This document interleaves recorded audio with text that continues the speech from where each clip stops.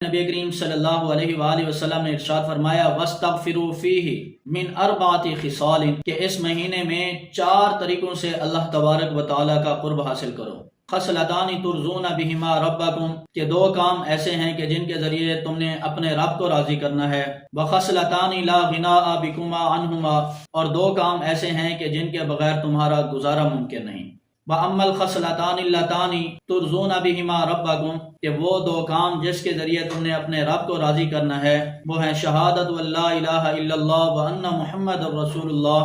کہ اس بات کی گواہی دینا کہ اللہ کے علاوہ کوئی معبود نہیں اور حضرت محمد عربی صلی اللہ علیہ وآلہ وسلم اللہ کے رسول ہیں۔ اور نمبر 2 پر فرمایا وَاسْتَغْفِرُوهُ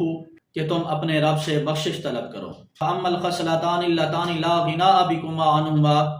اور دوسرے 2 کام جو آپ کو کرنے ہیں جن کے بغیر آپ کا گزارا ممکن نہیں، ان میں سے پہلا فرمایا تسألون الجنہ کہ تم اللہ تعالیٰ سے جنت کا سوال کرو،